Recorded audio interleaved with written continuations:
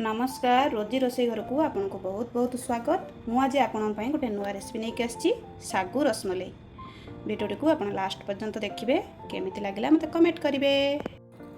आज आम ये सागुरे गोटे मिठा बनइबा से मुझे गोटे कप नहीं सागु छोट दाना वाला आपण मैंने भी बड़ दाना वाला नहीं सागु बन पारे।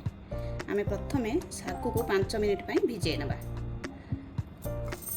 सागु को देदेली पानी देकी आपको 5 मिनिट भिजेबी बेसी समय ना कारण छोट दाना वाला सागु 5 मिनिट भिजिज 5 मिनिट हो गला। एवं देखु सागु आमर भल भाव में भिजी जाइए बेसी समय भिजेबानी कहीं आम ग्राइंडिंग करवा भिजी जाइए।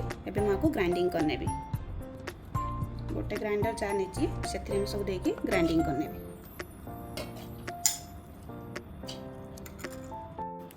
सबू सागु को मैं दे देती ग्राइंडर जार रे।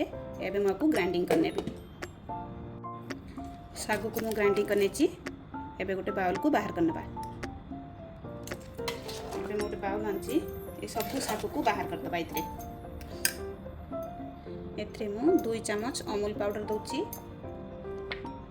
मिठा पाई 2 चम्मच चीनी दूची भल टेस्ट पाई गुजराती रो पाउडर दूची। एबे आम आपको भल भाव में चकटी नवा 10 रु 15 मिनिट भल भाव में एमती चकटी दबा। भल भाव में मुझे चकटी नहीं देखु। एबे आम आपको गुली बनइबा।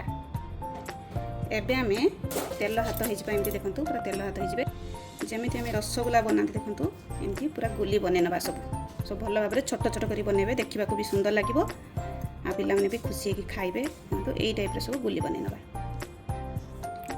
यही मिठा को आपड़ जेकोसी पर्वपर्वाणी में बनईकी खाई पारे। घर को कई गेस्ट आसले संगे संगे बनईकी भी दे पारे। ये मु सबू बॉल एमती गुली गुली भाव में बन नहीं एबे चलतु बनइबा रसमलाई। मुझे गोटे डिक्ची बसई आप कड़ाई बसैकी नहीं पारे। से 500 ग्राम क्षीर दे दूँ। ये 500 ग्राम क्षीर नहीं क्षीर आमर हल्का उषुम हो गला। एबे आम ए मिल्क पाउडर ऐड करवा। पूरा फुटिले क्षीर मिल्क पाउडर देवेनि हल्का उषुम हो से समय मिल्क पाउडर ऐड करेंगे भल भाव में गोल नवा।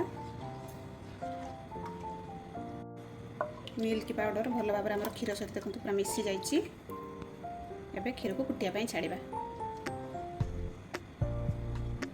एबे मुझे केसर दे दूसरी भल बास्ना भी आसो कलर भी बहुत बढ़िया आसो केसर देले रसमलाई।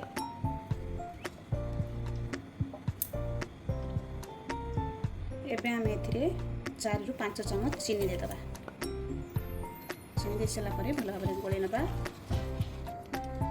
एबे देखो क्षीर केते बहलिया हो गला फुटिकी। एबे आम ए पकईदबा जो गोल गोल बनईकी रखी रसगोला आम देदबा।